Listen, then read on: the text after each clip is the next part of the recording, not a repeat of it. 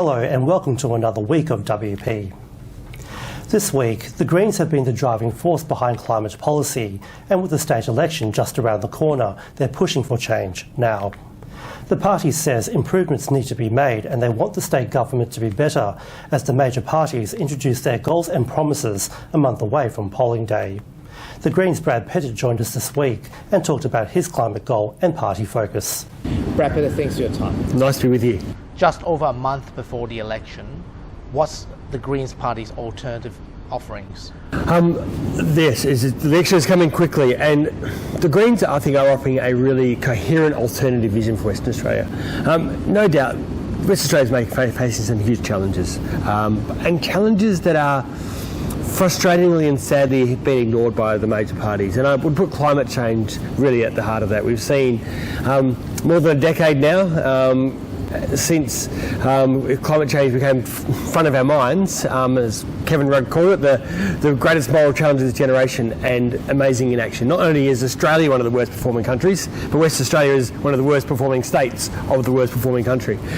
So we need to get a vision on this, and so I'm really passionate about that. Then a whole bunch of things kind of come out of that, around housing and homelessness, around transport and around planning. How we create a livable, sustainable and caring Perth, I guess, is really what the Greens are about. But everyone is lauding the government at the moment, so why would they choose the Greens?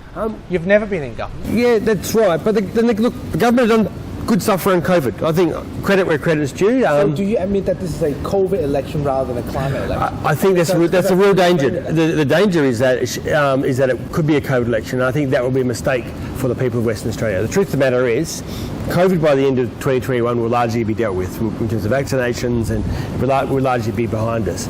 But we're actually going to have another 3 or 4 more years of this government post-COVID. And the real question Western Australians need to ask themselves is, whilst the McGowan government has dealt with COVID well, have they dealt with the other key issues well? Have they dealt with housing and homelessness well? Have they dealt with investing in public transport in the right places well? Have they dealt with climate change well? And I think there are big question marks against those things. Do you believe that young people will reward the Labor government this year? Without a doubt. Look, I think we all agree the Labor Party is going to get re-elected. I think that looks pretty obvious from the polls. But what we don't want to see is a Labor Party get re-elected, control both houses of Parliament and really have their power unchecked. And I think young people are smart, actually, as are most of our voters, but especially young people are pretty attuned. And I think we're going to see actually lots of them put the Greens, especially in the upper house, which is the House of Review, actually putting the Greens number one, because they know that whilst they will end up with the Labor government in the lower house, having that House of Review and a progressive House of Review is really important. 19 candidates are below the age of 35. Where on earth is the policy comes from? Say, do you believe that will be enough to alienate older voters? Look, I don't think so. I think actually I'm really proud that the Greens are a party where young people get involved and are volunteering and are putting their hands forward to be members of Parliament. That's a good thing. And I'm really proud that we've got one of the highest numbers in that regard.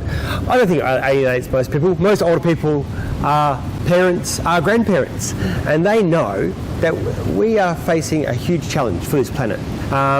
We are seeing climate change will remake this century, and young people get that. And young people are willing to say we need to not leave the future to the previous generation, but actually start to bring about change. So I don't think it will alienate people. I actually think it should encourage people, knowing that we have passionate young people involved in politics. Do you agree that older people dominates the Australian political conversation? Well, I think that goes without a doubt. I think the numbers are there. But we are seeing new voices emerge, we're seeing young voices emerge, and the best parliament, the best government we have is one that is diverse and represents the range of people who make up our society. Well, what sort of changes are you going to bring then?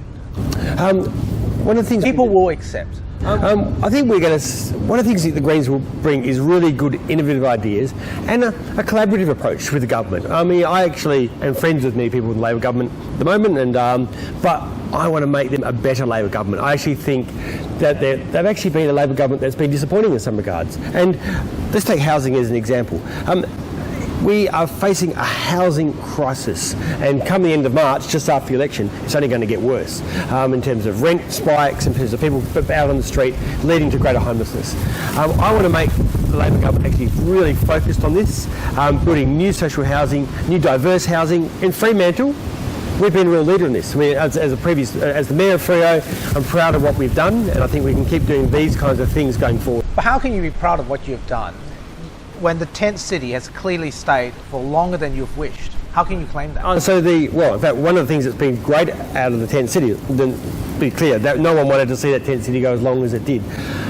But when it finally got wrapped up is when the state government finally took responsibility for it. Do you think they're forced to take responsibility? They are responsible for housing and homelessness, and it took them weeks to actually accept, you are responsible for this, and you are responsible for finding these people alternative accommodation.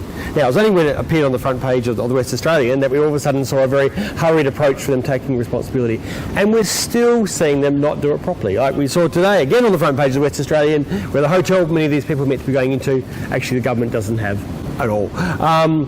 So they should be doing much better in this regard. Housing and homelessness aren't something to the side. They should be core to what this government does, and the Greens will hold them account on that basis. And now, here's AMAWA President Dr. Andrew Miller with this week's COVID-19 commentary. Hi, just a few words this week to say happy Valentine's Day and congratulations Perth on getting through the control of our potential community outbreak. Of course, same thing now happening in Victoria, and again we see community spread for some reason, we don't know why yet, in New Zealand. So this will be the ongoing story for a little while, is trying to keep these new variants under control. They are more infectious. The reason that they don't necessarily get out from 1 or 2 cases is because you need 100 or so to be sure that you've got some super spreaders to really start the fire with this kind of virus. So just because we've managed to control it this time doesn't mean that it's not more infectious. It still is when you get large numbers of them. But fortunately, we were able to get around this with very good contact tracing. And because the individual involved in Perth obviously wasn't a super spreader, had good habits as well. And fingers crossed that Victoria will have the same experience, although their outbreak certainly seems to be a bit bigger. We do need to get in place controls for airborne spread inside hotel quarantine. It's not the nebuliser that caused it, it's the fact that people breathe, talk, and then they will make aerosols, and it is airborne spread. That's quite clear around the world.